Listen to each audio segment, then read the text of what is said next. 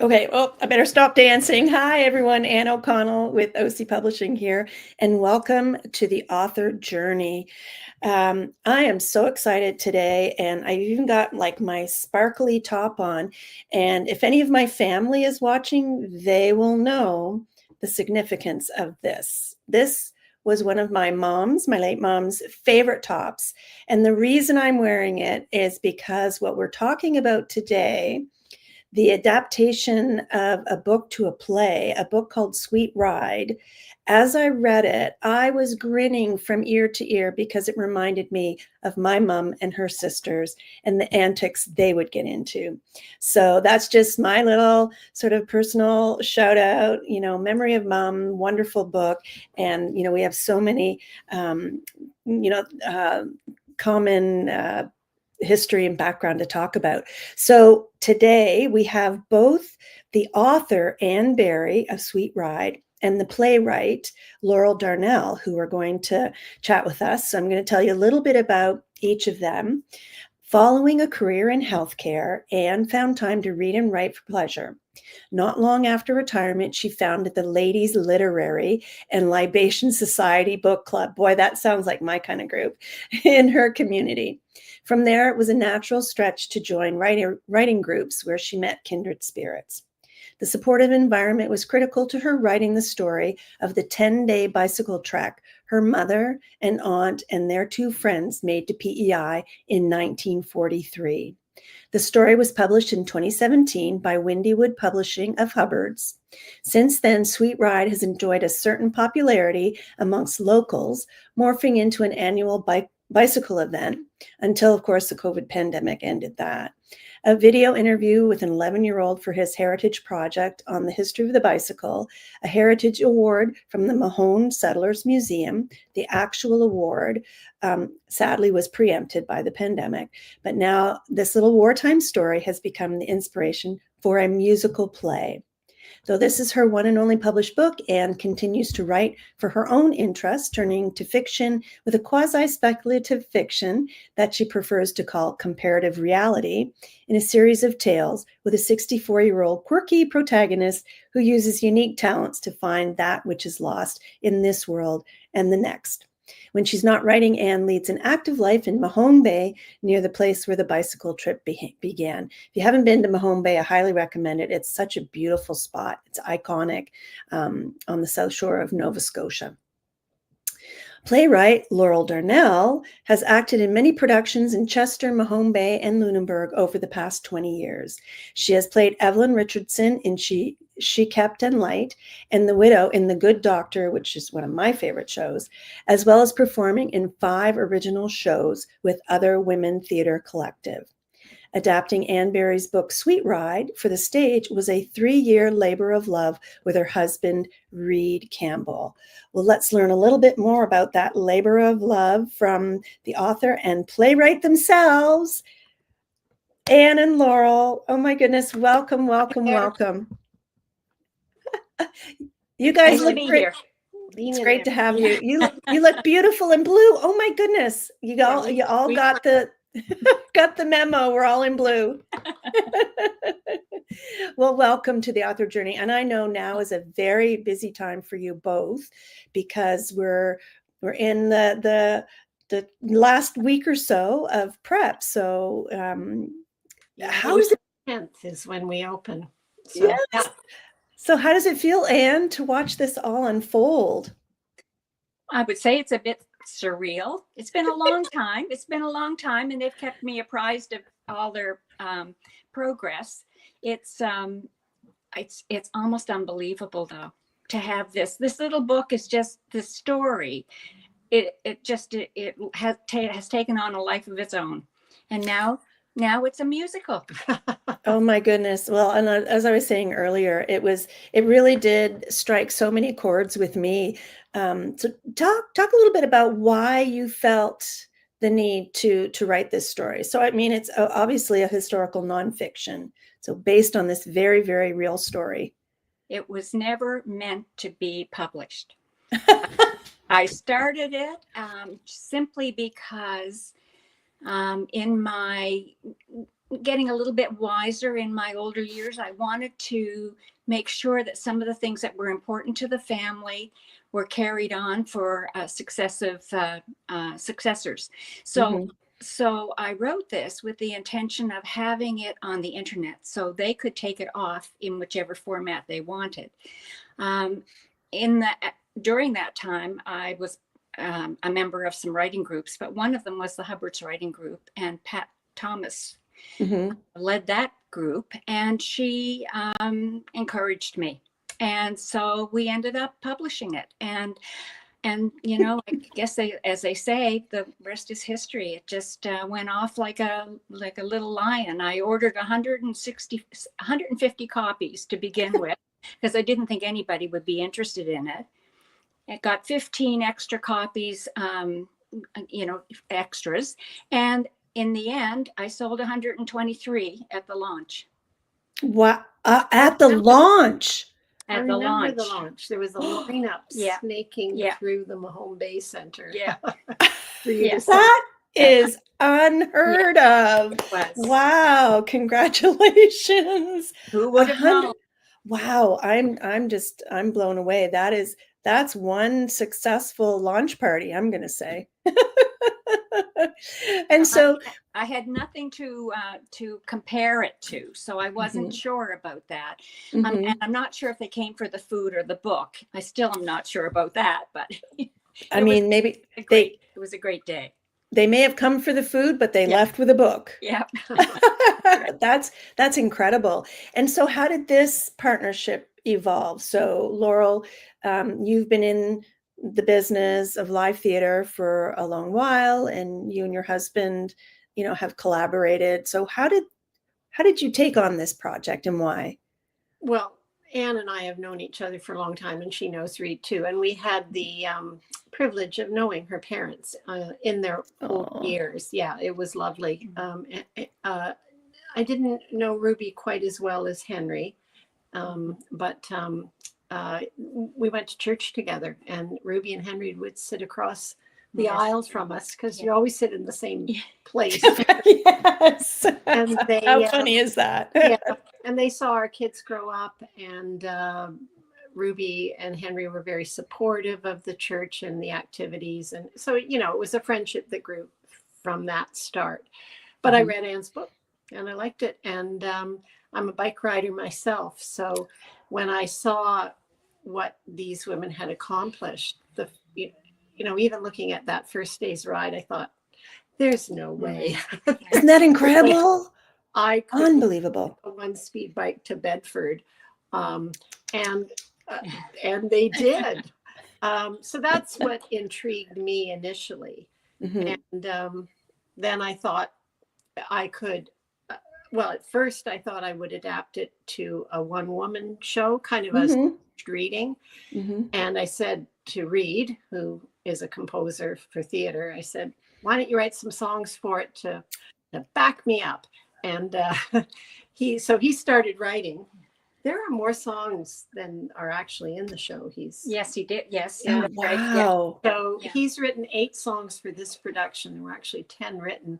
And then it's gone through a number of iterations. Yeah, absolutely.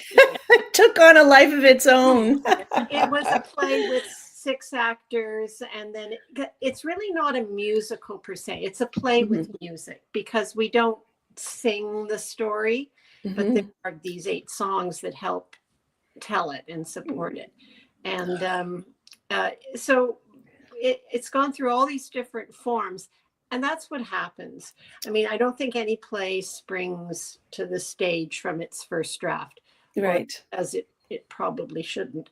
And right, that's like us authors understand that too. Absolutely. And so it's been workshopped. Actually, Park, the Playwrights Atlantic Resource Center, did supported it with a 2-day workshop. And so actors we did a staged reading and then a public reading, and that kind of set us off on a different path because we rewrote it.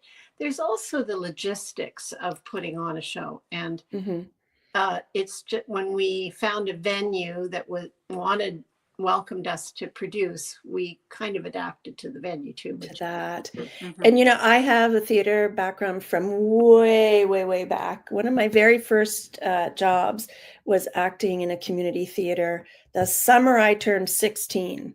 How do you like that?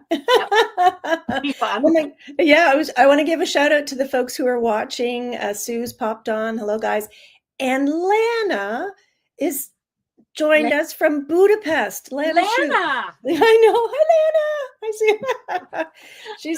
she's been on her own little writing retreat, so I'm excited to see what comes of that. But love to have our live viewers, guys. So of course, I have a real passion for live theater. And I was curious to know, and you kind of half answered my question, you know, how did it evolve into being a dinner theater production versus on stage? Well, that was because the Mark Trask at the Blue Nose Lodge invited us to perform there. Nice. We've done another show there last summer Mm-hmm. that Reed and I wrote. Well, technically Reed wrote it, but again, it's a show with music. So we know Mark, and we perform in his dining room, and it's lovely. It's but it has to be a small show. Yes. So this Sweet Ride is a little bit bigger. There's 2 musicians and 2 actors, and the musicians are also actors. So it's a cast of 4. I love it. We scooch into the corner of his dining room.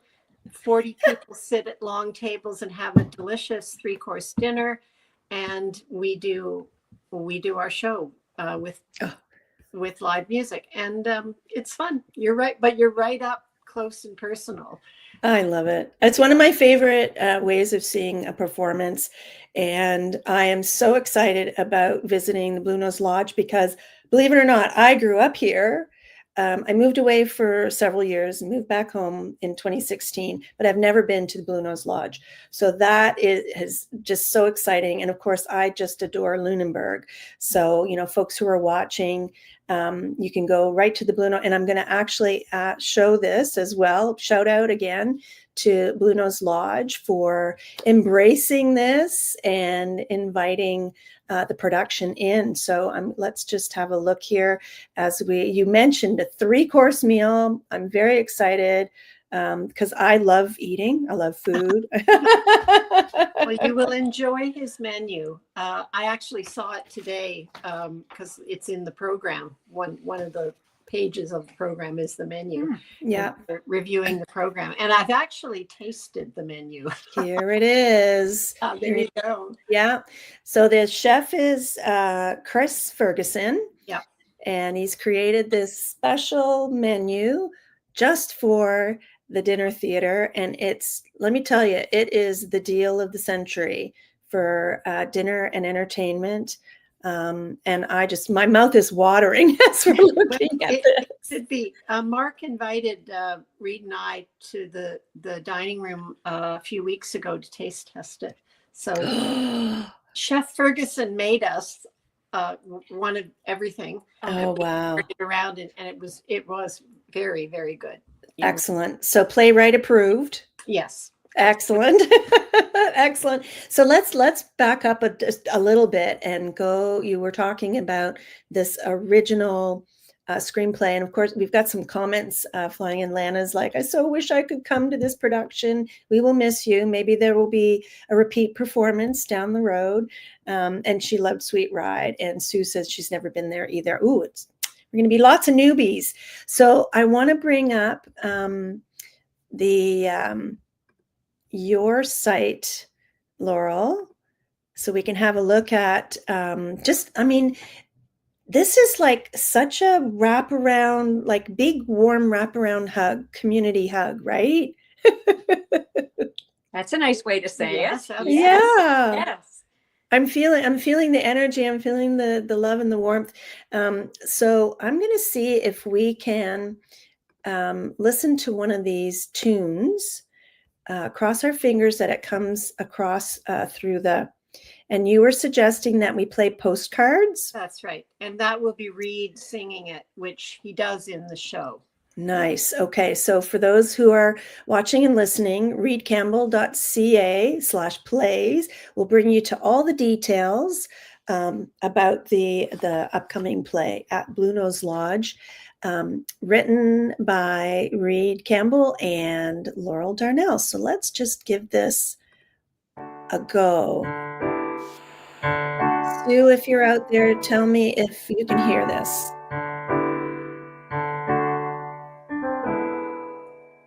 This picture shows where the North River flows down through the hemlock to the valley below, twisting and turning of boughs in the breeze.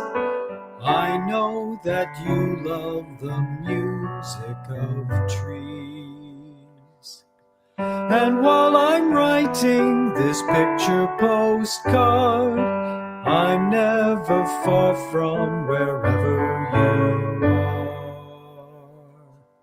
are. This picture shows you just where the land was sculpted by glaciers out of granite and sand. High in the hills, in the green forest crown, I know that you love the cicada sound. And while I'm writing this picture postcard, I'm never far from wherever you are. And in the evening, when the stars appear, a voice in me wishing that you could be here. Tomorrow's a new road, that's the traveler's art, mapping the journey, opening the heart.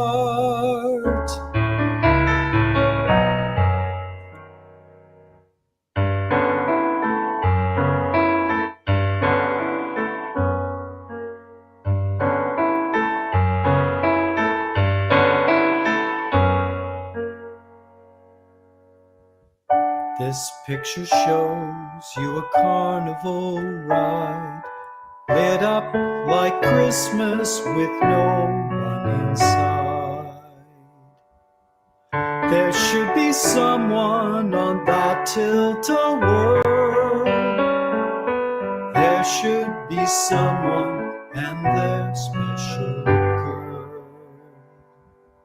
And while I'm writing these picture postcards, I'm never far from wherever you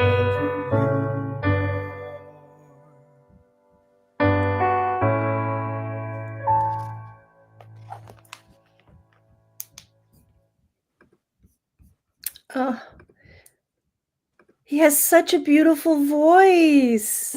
Yay! Tell him he said so. Oh, please.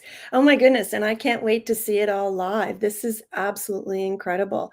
So I'm going to put that up again for folks who are watching. So I have to say, so it doesn't surprise me that the local community has just been so supportive and enthusiastic, because there's so many like touch points. And how many of us who grew up here didn't go to the Bill Lynch fairs, right? The Bill Lynch, the rides at the Winter Fair and stuff. And the Tilt-a-Whirl just so happened to be my favorite. Well, there you go. Yeah. And that song underscores a scene actually where, because they wrote a lot of postcards on their way. That's how they communicated. Right. Back home. But there's also another piece to that, because they're writing to a soldier who's overseas during the Second World War. I think we made that part up. You did. Yeah, That's but okay. so that adds It's an adaptation. Yes, that adds another kind of poignancy to the postcard. But it's also historically relevant, right? So, oh yeah, absolutely. Yeah, absolutely. And so what has been some of the other feedback? So you were saying that you did a read, and a table read, and then what was the other thing you said was part of the process? Then there was a public reading with the actors, and they were actors that Park had brought in, professional actors. So they worked on it for 2 days, and then we invited the public in to hear it. I got to do that. Yeah. Yay! That was amazing. Just an amazing process to see what goes on behind the scenes to get things ready for production, you know? Oh my gosh. But that's not the play we ended up with. No. But Right. we know that. No, we didn't. No. What were some of your biggest surprises, Anne, as you were witnessing all of these moving parts? Wow. Well, you know, I was thinking of a word that came out of this process, which is dramaturge. And I didn't know what that meant, but it's like the editor job for books. Only it's a editing job for a play. I didn't know that either. And it's amazing. I just felt so privileged to be witnessing it. It was one of the highlights, actually, maybe the highlight of all of these iterations throughout. And that was 𝐬𝐮𝐬𝐫𝐞𝐿 who did that, who's a playwright in Halifax. Yeah. Isn't it fun to be behind the scenes? I just love that. You know, I love like all of the recognizing how many people are needed to put a production like this together, right? Like we talk a lot about the teams that come together, the team that comes together in producing a book, because people don't even understand, you know, how that goes. But then you add this other layer of a live production, right? That, you know, you've got, of course, the dinner theater might be, is it easier or harder? Like, Laurel, what are your thoughts? Well, nothing is easy. I love it. I think what's interesting about it is, so you'll come in, you'll sit down, and we will be right in front of you. We're not up on a stage. We're not, there will be lights, but we're not separated from you. And that can be a little intimidating sometimes for an audience. So you're very careful in how you put the show together so that people aren't scared by what's happening 4 feet away from them. No, you know what I mean? It's like if you're not used to that kind of presence of energy and music happening live, it can be. I'll tell you a funny story though. There's a please, who works at Blue Nose Lodge, Joelle. She does a lot of the front of house and promotion and so on. And when we did our show last summer, Rum Runner's Ball, she brought her 4-year-old daughter to see the show. And it's not a kid's show. And Sweet Ride isn't either. But she said, you know, is it okay if I bring her and I'll sit at the back? And if there's any, you know, if she gets, you know, distracting, I'll take her out. And I said, that's fine. So she brought her in and I could see her because I can see everybody. And we did the show, and this little Imogen, her name is, sat or stood on her mother's lap and just enjoyed the show, just bounced all the way through it, was totally with us because it's a musical too.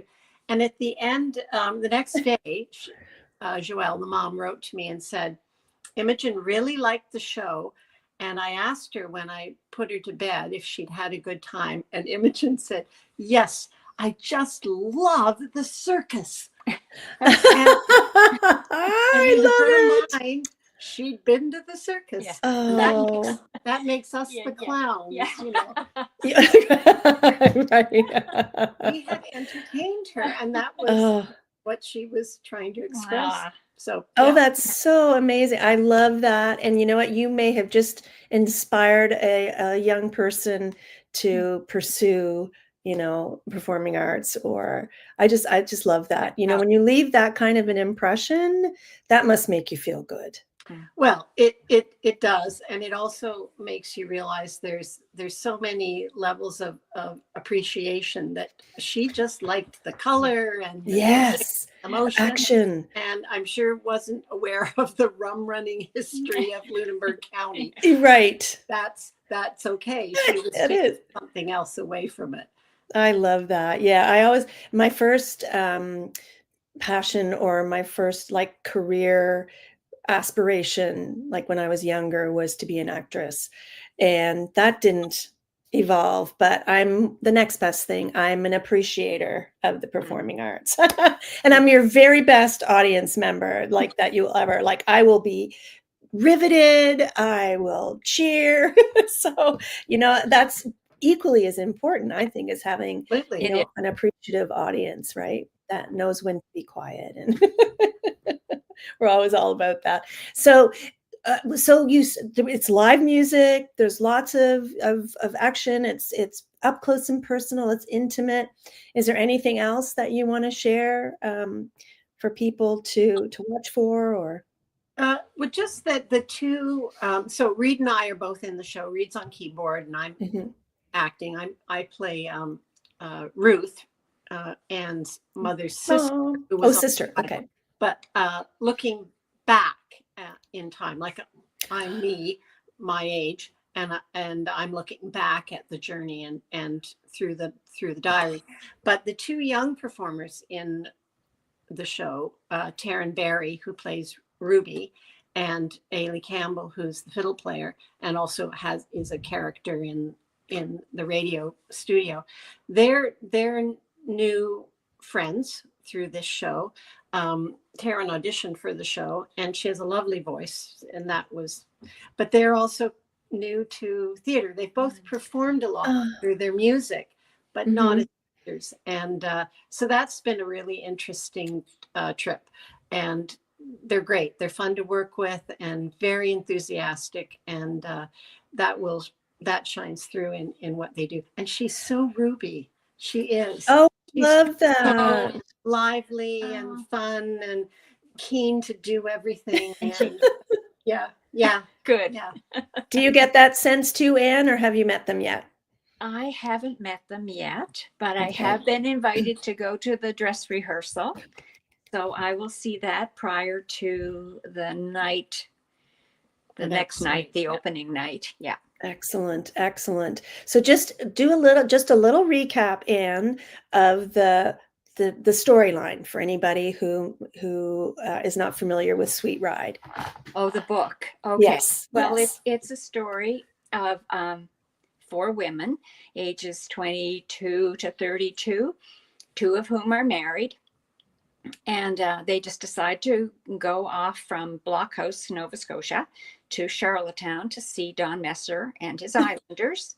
They were important to the radio, through radio in their home.